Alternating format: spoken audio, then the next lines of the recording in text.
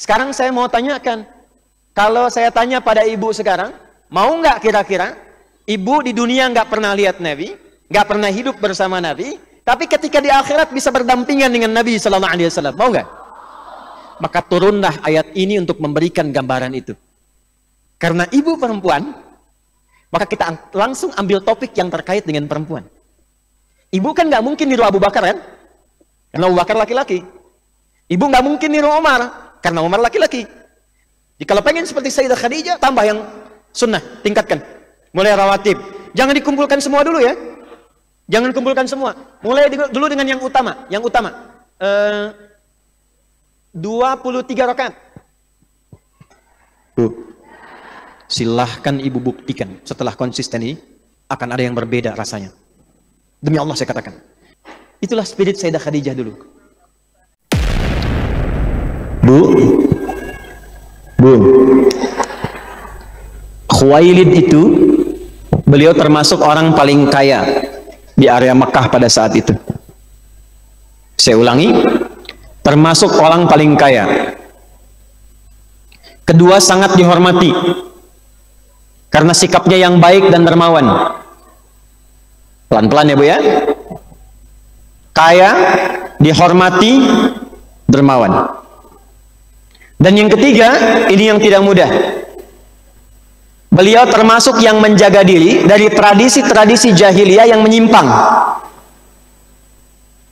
Jadi kalau ibu, maaf, menginginkan anak seperti Sayyidah Khadijah dididik, jadilah ibu yang terhormat. Jaga diri sebelum membentuk anak tuh, jaga diri orang tuanya dulu. Jadi kalau ingin anaknya saleh, orang tuanya saleh dulu. Kalau ingin anak salihah, ibunya berusaha salihah dulu. Tapi ibu jangan bandingkan dengan orang lain. Saya kan bukan ustadzah, ustadz. Menjadi salihah itu tidak harus jadi ustadzah. Salihah itu sifat, bukan profesi. Silahkan ibu jadi perawat. Ada yang mungkin berdagang. Ada yang mungkin di rumah jadi ibu rumah tangga, silahkan. Tapi kalau ingin anaknya menjadi anak yang terbaik, disiapkan seperti ibunda-ibunda kita terdahulu, maka bentuk dulu diri pribadi menjadi baik. Nanti kita akan lihat. Di antaranya apa yang dilakukan? Keluarga Khuwailid ini, tadi saya katakan, termasuk keluarga terhormat, terpandang, dia punya harta yang kaya, tapi sisi yang lain juga, ini yang paling penting, paling pokok, menjaga diri dari tradisi-tradisi yang menyimpang. Apa di antara tradisi yang menyimpang itu? Setiap ada lahir bayi perempuan, tradisi jahiliyah menganggapnya sebagai aib. Maka langsung kubur hidup-hidup. Dan sedikit sekali ada kesempatan perempuan bisa tumbuh berkembang. Khuwailid ketika mengetahui istrinya mengandung dan melahirkan pada tahun 555 Masehi. Gampang cara mengingatnya. 555. Tahun 555 Masehi atau 68 tahun sebelum Nabi Sallallahu Alaihi Wasallam hijrah ke kota Yathrib. 68 tahun sebelum hijrah. Maka lahirlah seorang bayi kecil, mungil, bersih, cantik, punya aura yang baik, diberi nama dengan Khadijah. Dan beliau melawan adat. Kalau keyakinan orang-orang jahiliyah saat itu, lahir perempuan, ini aib nih. Aib. Maka apa yang dilakukan? Kubur langsung. Gak ada harapan. Sudah lahir gak punya warisan. Di strata kehidupan sosial masyarakat Arab terkucil. Terus mohon maaf ya Bu ya, mohon maaf sekali. Gak ada nilainya. Di jahiliyah itu kalau lihat perempuan pengen digauli, digauli. Gak ada nilainya. Nah, datang Islam tuh mengangkat itu semua. Tapi mukaddimahnya indah. Mukaddimahnya indah. Keluarga Khuwailid melawan adat itu, malah berbalik menyambut gembira dengan bayi yang lahir ini dan menunjukkan kesan kepada masyarakat Arab pada masa itu bahwa perempuan pun mulia. Ini yang saya katakan tadi, beliau menelusuri jalurnya Sayyidah Hannah ketika mendapatkan bayinya lahir perempuan. Ibu buka Quran surah ketiga ayat 36. Nanti saya tunjukkan nasab ilmunya sampai ke Maryam, sampai ke Hannah. فلما وضعتها قالت رب إني وضعتها أنثى والله أعلم بما وضعت وليس الذكر كالأنثى وإني سميتها مريم ada وإني أعيذها بك وذريتها من الشيطان الرجيم Quran surah 3 ayat 36. Hannah dengan Imran itu mengharapkan bayi yang lahir yang dikandung Hannah itu laki-laki. Karena ada berita ramalan dari kitab sebelumnya bahwa di masa itu saat Hannah sedang mengandung itu akan lahir seorang nabi. Maka semua menduga itu pasti yang dikandung tuh nabi itu yang dimaksud. Karena nggak ada perempuan paling salihah pada masa itu kecuali Hannah. Sebelum kelahiran Imrannya meninggal. Imran meninggal. Jadi Maryam itu nggak lihat bapaknya. Nggak lihat bapaknya. Jadi Imran meninggal. Tersisa nanti saudaranya, ya. Jadi nanti saudaranya Imran itu namanya Zakaria. Hannah punya saudari namanya Elizabeth. Dalam bahasa Latinnya Elizabeth. Elizabeth menikah dengan Zakaria nanti, alaihissalam. Yang menarik adalah ketika dikandung mau lahiran, semua berebut nanti kalau lahir pengen merawat karena yang lahir akan nabi. Ternyata Allah berkehendak lain. Yang lahir ibunya nabi yang akan diprediksi hadir itu. Maka yang lahir perempuan. Maka begitu lahir, Hannah kemudian mengadu kepada Allah, ya Allah, perempuan, bukan laki-laki. Turunlah kemudian berita dari Allah dan diviralkan di era Nabi Muhammad SAW untuk menghormati Maryam dan ibundanya. Perhatikan, begitu Islam menghormati Maryam dan menempatkan satu surah dalam Al-Quran dengan namanya surah 19. Falamma wada'atha qalat rabbi inni wada'tuha untha. Ketika lahir kata Hannah, ya Allah, yang lahirnya perempuan. Apa jawab Allah? Wallahu a'lamu bima wada'at wa laysa dzakaru kal untha. Hei Hannah, aku lebih tahu keistimewaan bayi ini, perempuan ini, dibandingkan dengan apa yang kamu harapkan. Dan ada keistimewaan di perempuan yang tidak sama dengan laki-laki. Karena itu Bu, fitrah kelahiran itu prerogatifnya Allah. Kadang-kadang pengen laki-laki, lahir perempuan. Pengen perempuan, lahir laki-laki. USG-nya sampai 9 bulan perempuan, begitu lahir laki-laki. Akan terjadi begitu. Dan menariknya begini, pengen cepat, jadi lambat. Pengen tunda dulu, hamil lagi. Itu menarik karena Allah mengatur itu, dan diantara hikmahnya nanti ternyata setiap anak yang lahir itu Allah tetapkan untuk menyempurnakan kemuliaan di rumah tangga dan melengkapi sifat-sifat yang kurang di ayah ibunya. Nanti dengan adanya anak itu akan menutupi kekurangan di orang tua. Makanya lahir apapun jenisnya terima, sayangi itu. Nah, Khuwailid itu mempelajari itu karena keluarga Khuwailid ini, keluarga besarnya termasuk yang mengikuti konsisten, ya, garis-garis Hanifiyah, yaitu ajaran yang diwariskan sampai ke Nabi Isa alaihissalam. Di antara sepupunya nanti anak pamannya Khadijah itu ada yang bernama Waraqah bin Naufal. Naufal itu saudaranya Khuwailid. Nanti Waraqah bin Naufal ini termasuk di antara yang menjadikan sisa hidupnya hanya untuk menekuni ajaran Nabi Isa. Makanya beliau rajin menulis, termasuk menulis Injil dalam bahasa Ibrani, ditulis Waraqah bin Naufal ini. Dan beliau tahu akan datang seorang nabi, makanya ditunggu betul. Jadi keluarga ini termasuk keluarga yang telah mempelajari ajaran-ajaran Nabi Isa sampai ke atasnya, dan memang mereka termasuk yang mengetahui dan menunggu akan datangnya Nabi SAW. Yang paling tahu itu semua Waraqah yang fokus di bidangnya. Itu sepupunya Khadijah, yang nanti saat dewasa akan dijodohkan, akan dinikahkan dengan Waraqah, tapi tidak terjadi. Menikah dengan yang lain atas kehendak Allah Subhanahu wa Ta'ala. Maka seperti Hannah ibundanya Maryam diminta oleh Allah memuliakan Maryam dan merawatnya, begitu pula Khuwailid mempraktekkan itu ketika datang yang lahir seorang bayi perempuan. Beliau katakan tidak seperti orang-orang pada masanya, kubur, tanam, bunuh, tidak. Tapi beliau nikmati, beliau puji Allah yang telah memberikan kemuliaan seorang anak perempuan. Beliau kemudian berikan perhatian yang dalam sampai diberikan nama yang paling mulia, yang bahkan tidak banyak didapati pada masanya. Diberilah nama anak kecil ini dengan nama Khadijah. Seperti Hannah memberikan nama kepada anaknya dengan apa? Maryam. Khadijah terhormat, terjaga, termulia. Khadijah. Maka Khadijah kecil tumbuh dalam didikan ayah dan ibunya dengan suasana yang tadi saya sampaikan. Maka dididiklah anak ini sampai mewarisi semua sifat-sifat ayah ibunya. Terhormat, satu-satunya perempuan di kalangan Quraisy itu dan kalangan masyarakat Arab yang terjaga dari perilaku-perilaku perempuan jahiliyah. Saya beri contoh satunya, Bu, salah satunya. Perempuan jahiliyah itu diantara cirinya, satu, sering dandan-dandan untuk menarik perhatian pria-pria. Awas. Jadi kalau ada ibu-ibu yang ikut pengajian dandan hanya ingin dilihat yang bukan mahramnya, maka itu sama dengan apa? Ikut kebiasaan jahiliyah. Maka diantara mereka ada yang pakai gelang khusus, beberapa gelang ditaruh di kaki. Jadi kalau jalan kijing supaya terdengar bahwa ada perempuan yang ingin ditarik perhatiannya. Jahiliyah. Kalau jalan pakaian terbuka. Makanya nanti Islam datang membawa pertama kerudung kemudian jilbab. Tadinya terbuka. Jadi jilbab itu bukan budaya Arab, karena di Arab tadinya terbuka, bukan tertutup.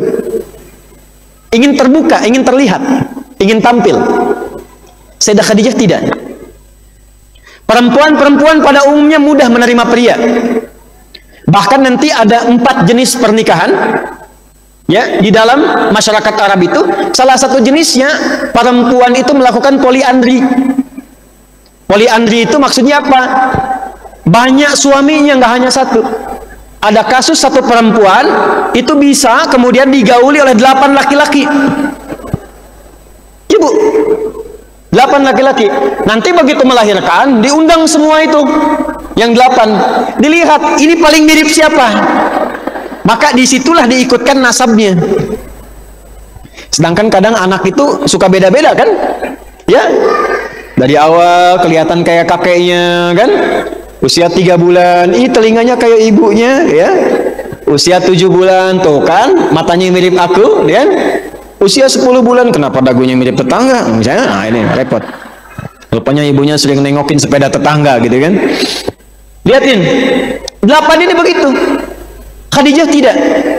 Jadi semua praktis kegiatan-kegiatan perempuan jahiliyah pada masa itu yang sifatnya kurang bagus tidak pernah diikutin. Tapi yang diikuti apa? Satu, selalu penasaran dengan nilai peningkatan spiritual, punya jadwal tawaf khusus. Beliau ini karena menjaga dirinya dan menempatkan dirinya terhormat karena Allah, maka Allah pun menjadikan perempuan-perempuan semuanya memandang beliau sebagai terhormat. Tidak ada satupun wanita yang berani meninggikan suaranya di hadapan Sayyidah Khadijah, saking terhormatnya. Semua kalau sedang kumpul dengan Sayyidah Khadijah diam, nggak ada yang bisik-bisik membicarakannya, saking terhormatnya. Dan orangnya baik, Bu, suka berbagi, terus bersedekah kepada teman-temannya, kalau kekurangan dibantu, ya, keluarganya ditopang. Dan ini nanti akan diteruskan oleh Nabi. Ketika Sayyidah Khadijah meninggal, kalau Nabi menyembelih hewan apapun, itu sebagiannya diperintahkan oleh Nabi, sedekahkan kepada teman-temannya Khadijah. Saking tahunya Nabi kebiasaan baik istrinya. Satu, ya. Apa hikmahnya untuk para ibu? Pertama, kalau ibu ingin meneladani Sayyidah Khadijah dan menyiapkan diri dekat dengan Allah, mulai hari ini ibu koreksi di rumah dan di luar rumah, apa saja hal-hal yang tidak disenangi oleh Allah dan Rasulnya jauhkan. Contoh, ibu suka lihat apa di TV? Drakor, drama Korea, BTS, macam-macam dan sebagainya. Udah, simpan, jauhi, ganti sekarang. Channelnya ganti dengan channel Mekah 1, Quran, Ka'bah, lihat aja. Ya, doakan, harapkan, ingin seperti Sayyidah Khadijah. Yang kedua, jaga diri dari kebiasaan yang tidak penting. Pertemuan-pertemuan yang tidak penting, ganti judulnya di pengajian. Halo? Sosialita yang kumpul-kumpul. Para ibu-ibu yang senang kumpul. Enggak dilarang kumpul. Karena istri Nabi pun senang ngumpul-ngumpul. Cuman apa yang dilakukan? Ganti judulnya. Pelajari diskusi tentang Sayyidah Khadijah. Cara meningkatkan iman. Ngaji bersama. Silahkan. Setelah itu saling sedekah, boleh. Saling perhatikan. Ketemu teman, siapa yang akan kita bantu di hari ini ya? Kita mau donasi kemana sekarang ya? Bakti sosial kemana ya? Itu Bu, ganti jadi begitu Bu. Bikin statusnya jangan aneh-aneh. Karena ciptakan lingkungan yang kondusif. Sehari satu ayat, mendekat kepada Allah. Jadikan diri terhormat, maka ketika seorang menata dirinya terhormat, Allah akan menjadikan orang-orang di sekitarnya menghormatinya. Bu, Ustadz pun kalau tidak menjaga dirinya terhormat di hadapan Allah, jadi bahan mainan juga Bu. Coba lihat sekarang tuh yang diustadkan banyak sekali di media sosial dan sebagainya. Apakah setiap ustadz itu mendapat penghormatan? Belum tentu. Ada yang disebut ustadz tapi yang didapatkan caci maki dalam kehidupannya. Ada. Kenapa? Karena diantaranya tidak menempatkan dirinya terhormat di hadapan Allah. Jadi kehormatan itu tidak harus menjadi ustadz dan ustadzah. Ibu jaga diri dengan terhormat, Allah memerintahkan pada makhluknya, hormati dia. Silakan ibu kalau nggak percaya. Ibu datangnya ke pengajian, datangnya kepada ahli Quran, kegiatannya positif, ikut sama-sama berjamaah, ikut sama-sama misalnya bakti sosial, ikut tergerak misalnya memberikan support pada kebaikan. Demi Allah Bu, ketika ibu bertemu dengan teman manapun, mereka akan menjaga lisan dan dirinya di hadapan ibu. Gak akan berkata yang macam-macam, gak akan merendahkan ibu. Bahkan teman yang sebelumnya sering bercanda, sekarang menahan diri. Menahan diri. Awalnya begitu. Atas solihahnya ayo nama. Awalnya. Besok-besok hormat. Itulah Sayyidah Khadijah. Maka itu yang menjadikan semua orang-orang masyarakat pada masa itu segan pada beliau. Saat yang bersamaan hanya orang-orang terhormat yang mau merebut cintanya Khadijah. Ini yang dimaksudkan di surah An-Nur.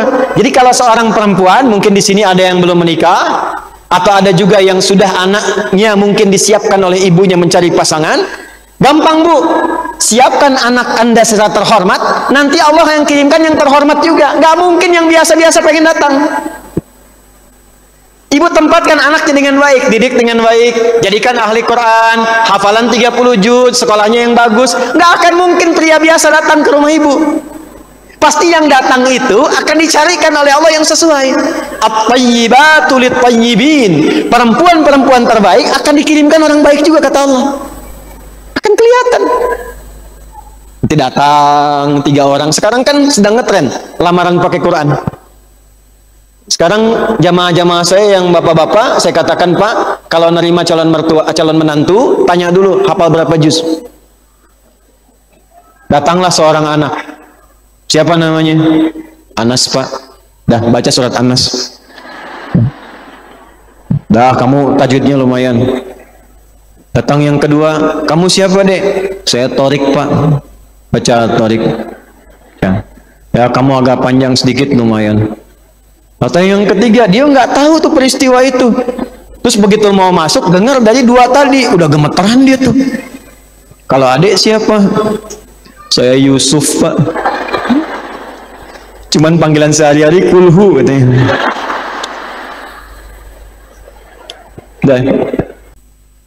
Maka orang-orang berebut ingin melamar dan tidak ada yang datang kecuali ini, yang kaya, yang terhormat, yang baik dan sebagainya. Tadinya hampir terjadi pernikahan dengan Warakah. Tapi Allah memalingkan kepada 2 laki-laki lain yang ternyata disiapkan 2 laki-laki ini untuk mensupport Khadijah, membantu Sayyidah Khadijah agar nanti siap secara sempurna mendampingi Nabi Muhammad SAW. Jadi Bu, ternyata lahirnya Sayyidah Khadijah dari awal lahirnya ini, itu Allah sudah siapkan untuk mendapatkan pasangan yang paling tepat untuk beliau. Maka dari kecil tadi saya katakan, satu kebiasaannya cuma tawaf. menjaga diri. Yang kedua, kebiasaannya, Sayyidah Khadijah ini menelusuri informasi-informasi penting, terutama yang datang lewat sepupunya Waraqah. Apa yang didapatkan informasi itu? Ternyata jauh sebelum datangnya Nabi, diutusnya Nabi sebagai Nabi Muhammad SAW, beliau sudah mendapatkan informasi itu, dan sudah sejak saat mendengar informasi itu, beliau sudah menyiapkan dirinya untuk mengabdi kepada calon Nabi itu. Nanti di akhir ada salah satu zikir yang dibiasakan, yang tersambung kepada Sayyidah Khadijah. Mudah-mudahan nanti bisa kita dapatkan itu setelah selesai semua kajian ini. Maka ini sering udah tahu ini informasinya. Akan ada seorang nabi, masanya sekian, cirinya begini, ya. Kemudian yang didapatkan begini, karakternya seperti ini. Maka dalam perjalanan hidupnya belum dapat itu. Sementara usia sudah semakin naik. Maka diisilah usia itu dengan meneruskan usaha bapaknya. Sampai bapaknya meninggal, diwarisi usaha itu untuk mendapatkan warisan dari bisnisnya. Ibu, kalau ibu lihat dari tempat Nabi itu dilahirkan, kemudian ke Jabal Qubais nyambung ke Bukit Sofa, ada bukit lagi sampai ke Marwah. Itulah tempat bisnisnya Sayyidah Khadijah, saking kayanya itu. Menikah dengan seorang laki-laki pertama, namanya Abu Halah. Ini orang kaya juga, pebisnis, orang kaya, orang baik, orang terhormat. Ini suami pertamanya Sayyidah Khadijah, namanya Abu Halah. Dan dari beliau Allah menetapkan lahir dua orang anak, dua-duanya laki-laki. Anak pertama namanya Hindun, keduanya Halah. Dua-duanya laki-laki. Jadi tidak semua Hindun itu perempuan. Dan tidak semua Hindun namanya apa? Perempuan. Perhatikan Bu, cara Allah memuliakan dan menyiapkan Sayyidah Khadijah. Abu Halah meninggal dunia karena ini pebisnis, pengusaha, kaya juga, maka harta kekayaannya nggak ada yang lain tuh, diwarisnya ke Sayyidah Khadijah, tambah lagi kayanya. Maka menikah dengan laki-laki yang kedua, namanya Atiq. Pelan-pelan, dari beliau lahir seorang anak perempuan, diberi nama sama dengan kakak ke atasnya, yaitu Hindun. Jadi beliau punya dua, nama Hindun, satu laki-laki, yang keduanya perempuan. Jadi tiga anak diwarisi, satu Hindun yang laki-laki, Halah, kemudian laki-laki juga, yang ketiganya perempuan diberi nama dengan Hindun juga. Qadar Allah, meninggal juga. Ini meninggal, gak lama meninggal lagi yang kedua ini. Harta ini diwarisi lagi kepada Sayyidah Khadijah, jadi meningkat lagi kekayaannya. Tapi ibu jangan salah ya, jangan salah. Ini bukan tipikal perempuan yang mencari pasangan itu karena harta, bukan. Allah yang ngirimkannya. Jadi jangan ibu simpulkan misalnya, tanda pertama, cari calon mantu yang kekayaannya luar biasa. Nggak begitu. Nanti ada hadis Nabi memberikan gambaran, dan keempat-empatnya ada di Sayyidah Khadijah. Keempat-empatnya. Apa hikmahnya? Ternyata hikmahnya nanti kita akan dapatkan semua harta kekayaan yang terkumpul dari pernikahan sebelumnya ini Allah siapkan untuk mensupport dakwahnya Nabi Sallallahu Alaihi Wasallam yang memang membutuhkan dukungan dana dan ekonomi yang kuat. Maka modal dari suami pertama, suami kedua diakumulasikan untuk mengembangkan bisnisnya dengan lebih kuat. Maka ditemukanlah kerajaan bisnis yang besar tidak ada di masyarakat Quraisy pada umumnya, kecuali hampir semuanya mengambil modal dagangan dari Sayyidah Khadijah. Jadi Bu, walaupun perempuan, beliau bisnis, dagang, ada bakatnya. Maka boleh jadi di antara ibu ada yang bakat dagang tuh, bakat bisnis, bikin produk dan sebagainya. Silakan kembangkan sampai sukses. Cuma nanti setelah menikah ada suami, ada fikihnya. Ada fikihnya, nggak dilarang bisnis, silakan. Bahkan itu bisnisnya Sayyidah Khadijah banyak kemudian nanti dikembangkan sampai orang-orang buka cabang, sampai pinjam modal dari situ. Dan banyak laki-laki mengambil modal dari situ. Tapi saat berkembang itu menjelang usia 40-an, ada seorang pemuda yang sedang viral. Usianya 25 tahun. Dan tidak saking viralnya. Kalau sudah viral kan like, share, and comment, and subscribe. Ya. Jadi banyak yang like. Ya, everybody like him. Semua orang senang. So he was being viral among the people over there. Jadi beliau kemudian jadi viral, di banyak orang, banyak dibincangkan, dan viralnya semua yang baik-baiknya. Like, di-share, dan komen semua. Komennya yang baik-baik, itu ya, kalau ada yang paling jujur, cuman pemuda itu ya. Itu ya, kalau ada orang paling sabar, cuman pemuda itu ya. Itu ya, kalau ada orang yang paling tawadhu, pemuda itu ya.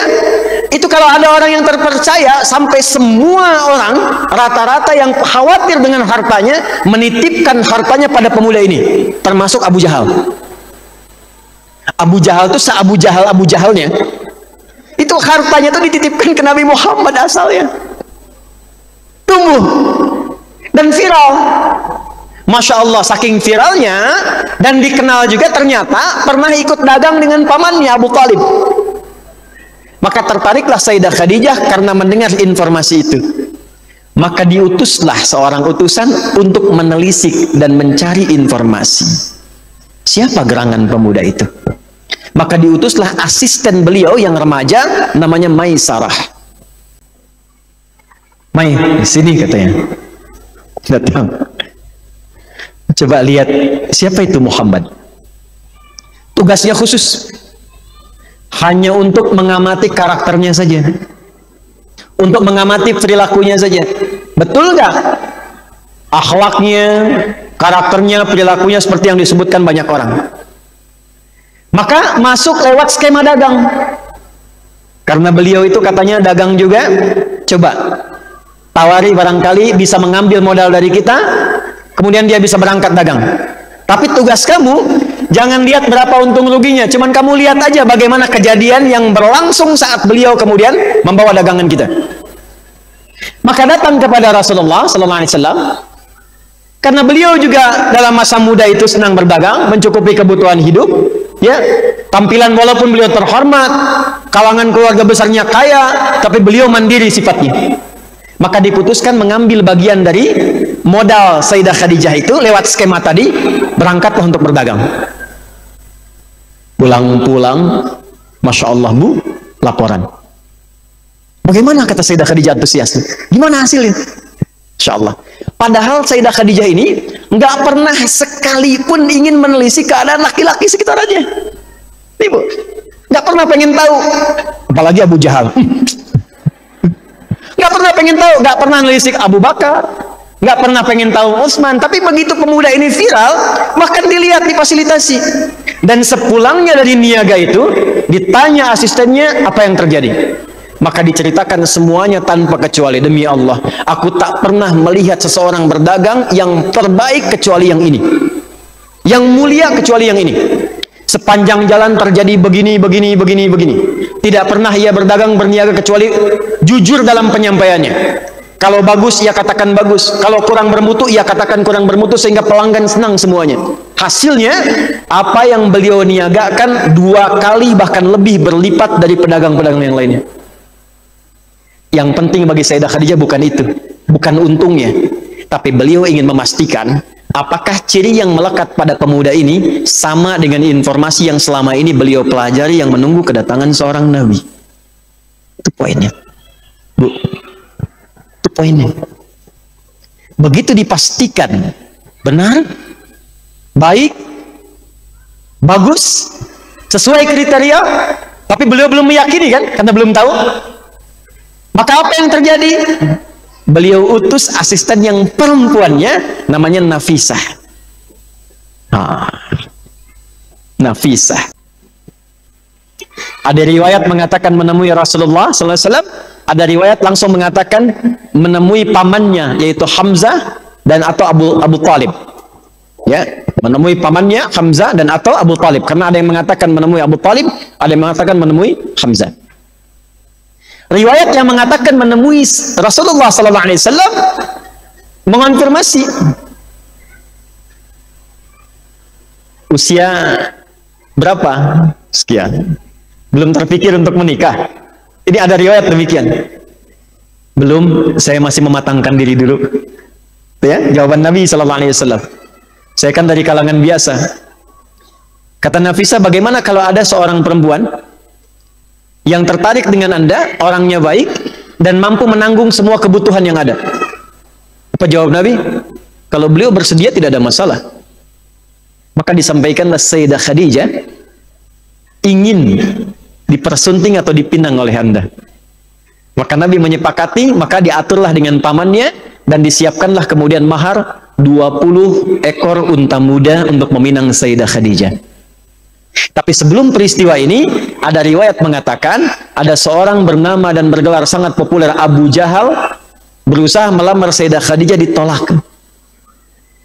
Setelah ditolak itulah Nabi Muhammad justru diminta untuk melamar Sayyidah Khadijah. Inilah yang diduga menjadi dendam berkepanjangan dari Abu Jahal yang tidak mau kemudian mendengar apapun dari Muhammad SAW. Setelah sebelumnya kalah gulat. Jadi olahraga gulat dengan Nabi, kalah Abu Jahal. Di kesempatan kedua cintanya pun ditolak. Udah kalah kuat, kalah cinta. Itu yang menjadikan dia dendam kepada Nabi. Maka hati-hati ya. Perbedaan kadang-kadang sifat suka menjadikan seseorang berpotensi menjadi lawan dalam berkehidupan. Ya. Kembali. Maka dilamarlah Sayyidah Khadijah, terjadilah pernikahan dengan selisih usia. Sayyidah Khadijah menurut riwayat yang sampai kepada kita usia 40 tahun, Nabi Muhammad sallallahu alaihi wasallam usianya berapa? 25 tahun pada masa itu. Apa fikih yang bisa diambil dari sini? Tidak salah. Maaf ya, tidak salah seorang perempuan pun berupaya mencari suami yang ideal untuknya. Jadi pencarian itu tidak hanya dari laki-laki. Kalau perempuan pun merasakan sudah mesti ada pendamping hidup dalam dirinya, maka jika dia berusaha menemukan kriteria itu tidak salah, Bu, silahkan. Atau orang tua ingin mencarikan, tidak ada masalah. Dan kalau sudah ada, jangan menyimpan rasa terlalu lama sehingga nanti berpotensi kecewa di kemudian hari ketika dia diambil orang lain. Ya, utus seseorang untuk bisa datang. Utus seseorang untuk menemui keluarganya, untuk bisa mendapatkan kepastian kira-kira setuju enggak. Karena biasanya sifat perempuan itu kan menunggu kan, diam kan, ya kan. Makanya kalau dilamar mesti menjawab. Kalau diam artinya setuju.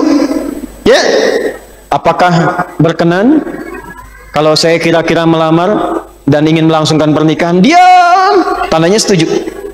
Ya, di usul fikih itu ada kaidah as-sukutu alamatu ya.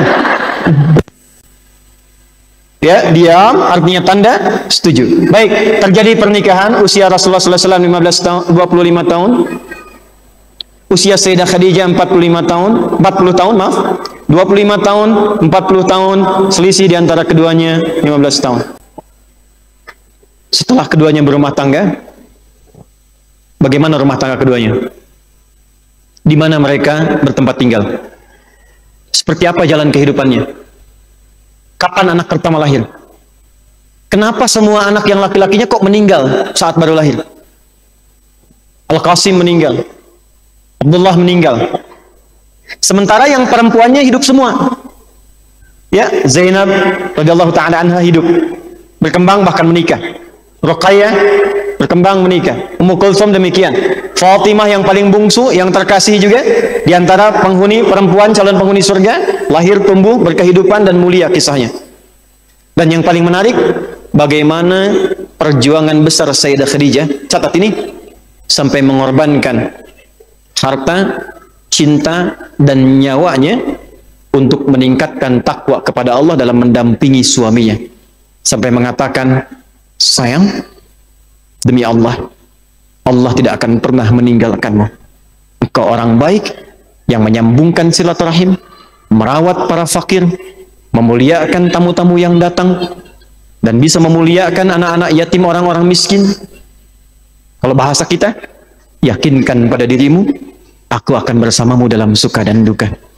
Sampai Nabi menyebut dalam tidurnya, mengisahkan kepada istri-istri yang lain, dan mengatakan, tidak ada yang akan pernah seperti Khadijah. Bagaimana kisah selanjutnya? Kita akan sambungkan kelak di edisi yang akan datang insya Allah. Baik. Jadi Pelan-pelan dulu Bu ya. Masalahnya begini.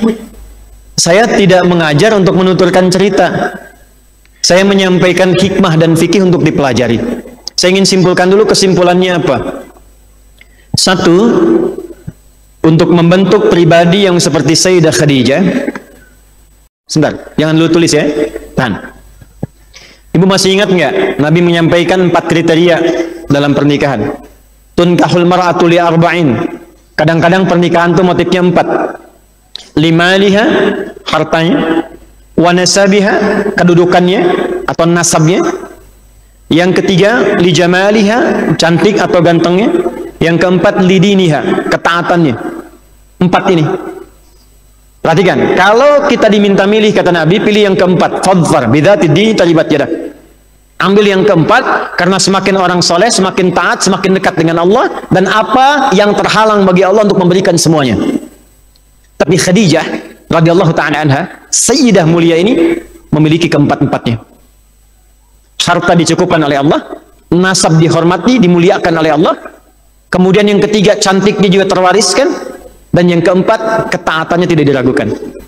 Nah sekarang, kalau ada perempuan yang ingin mendekati jejak keempat ini, maka kurikulumnya sesuai jalur hidupnya adalah, satu, ini yang saya maksudkan,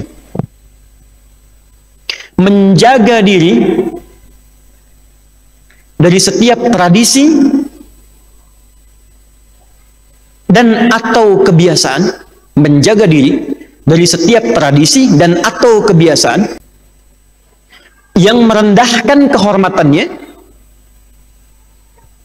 di hadapan Allah dan Rasulnya. Titik, gak usah ditulis titik, maksudnya titik, diam dulu. Sekarang ibu fokus dulu.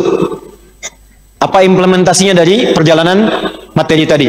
Contohnya apa? Contoh, hal-hal yang tidak penting gak usah diikuti. Kumpul-kumpul yang tidak jelas mulai sekarang jauhi. Tontonan, bacaan yang tidak penting jauhi. Karena Sayyidah Khadijah tidak melakukan itu. Mulai tata diri secara terhormat, supaya orang lain pun ditanamkan oleh Allah kehormatan padanya untuk menghormati ibu sekalian. Jelas? Saya ulang ya. Kebiasaan-kebiasaan yang tidak terhormat, tidak penting, mulai sekarang jauhi. Seperti Sayyidah Khadijah pernah melakukannya. 2, menyibukkan diri untuk meningkatkan amalan berikut. Menyibukkan diri untuk meningkatkan amalan berikut. 1, amalan spiritual yang mendekatkan diri dengan Allah Subhanahu wa ta'ala. Amalan spiritual yang mendekatkan diri dengan Allah Subhanahu wa ta'ala.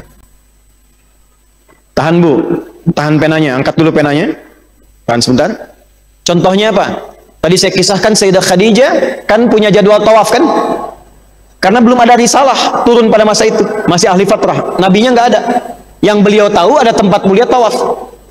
Maka ibu mulai sibukkan diri untuk mendekatkan diri kepada Allah. Misal kalau tawaf ada Ka'bahnya kan? Sekarang Ka'bah nggak ada depan mata kita, tidak ada di hadapan kita, maka tarik ke amalan utama yang menghadap Ka'bah, yaitu salat. Fawalli wajhaka syatral masjidil haram. Quran surah kedua ayat 144. Ya qad nara taqalluba wajhika fis sama' falanuwalliyannaka qiblatan tardaha fawalli wajhaka syatral masjidil haram. Maka amalan yang dulu dikerjakan Sayyidah Khadijah tawaf, kita tarik amalan sekarang perbanyak salat. Salat. Ditambah yang fardu, Bu. Tambah yang fardu. Kalau cuma yang fardu, jangankan yang pengen seperti Sayyidah Khadijah, yang biasa pun 5 waktu juga. Jadi kalau pengen seperti Sayyidah Khadijah, tambah yang sunnah, tingkatkan.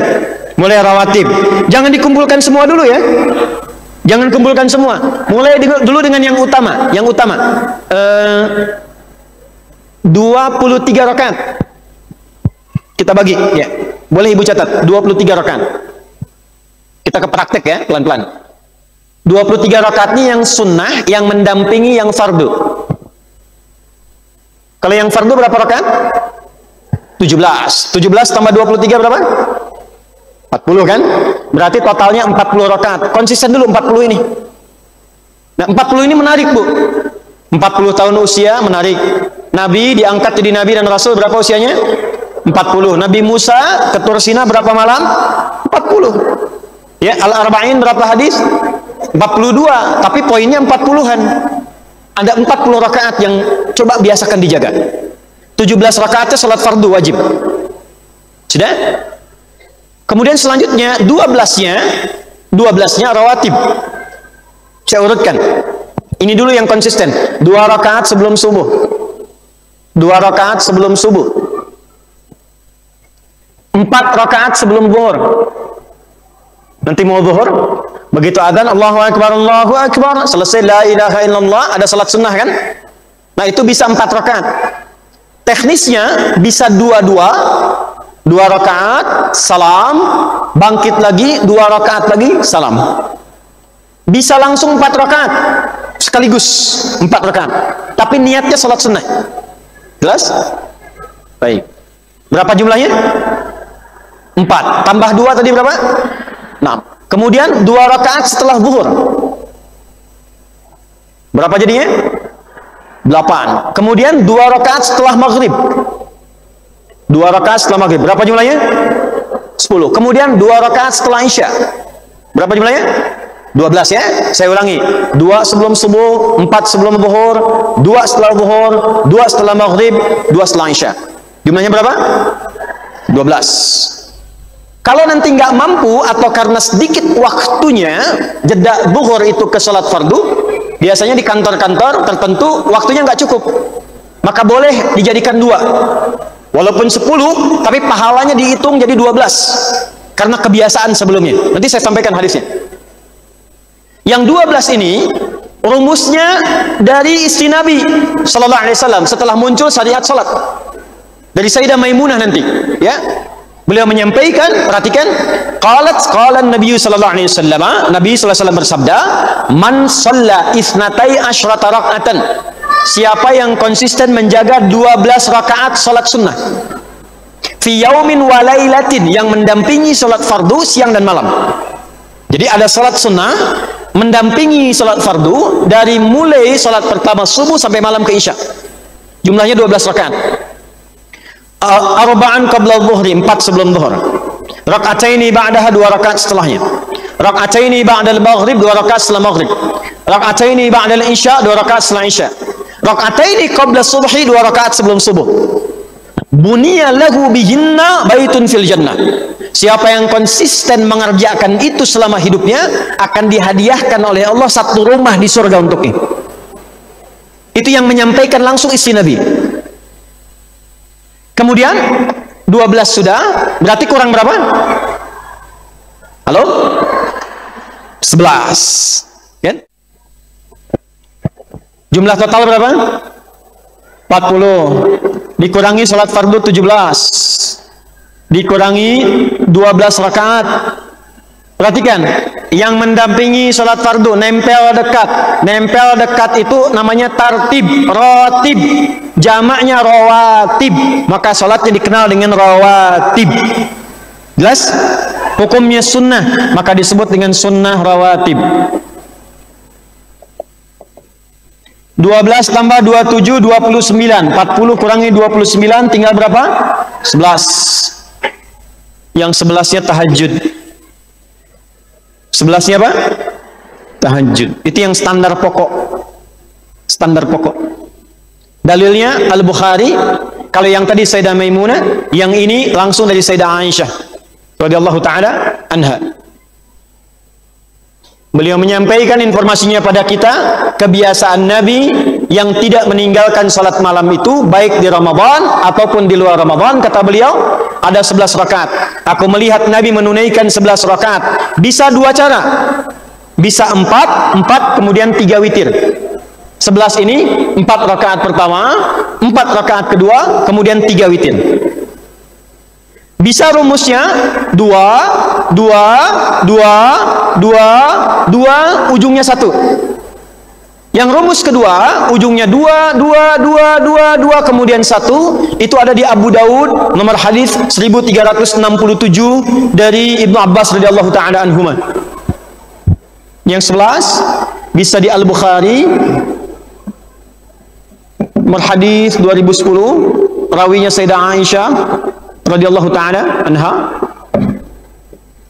Kemudian bisa di Abu Daud, Sunan Abu Daud, nomor hadis 1367, rawinya sahabat Ibnu Abbas radhiyallahu taala anhuma. Bu, gak usah panjang-panjang dulu bacaannya. Gak usah panjang-panjang. Saya lihat wajah ibu rata-rata cool semua. Baca yang cool-cool aja dulu. Ya, nggak apa-apa. Nggak apa-apa. Yang kira-kira membangun kebiasaan dulu. Ini panitia, maaf, saya masih ada waktu ini. Ya, ibu masih aja gitu ya, karena tertulis sampai 10:30. Nggak apa-apa, bonus lah ya 10 menit ya. Lihat sini. Tidak dilarang, Bu, nggak apa-apa. Pertama, yang penting membuat kita semangat dulu. Jangan panjang-panjang dulu. Jangan ibu paksakan, oh bako, besoknya nggak bangun lagi. Ya, nggak apa-apa. Misalnya rakaat pertama, qul a'udzu birabbil falaq. Rakaat kedua, qul a'udzu birabbin nas. Rakaat ketiga, 2 lagi, qul a'udzu birabbil falaq. Rakaat keempat, qul a'udzu birabbin. Rakaat kelima, qul a'udzu birabbil falaq. Rakaat keenam, qul a'udzu birabbin.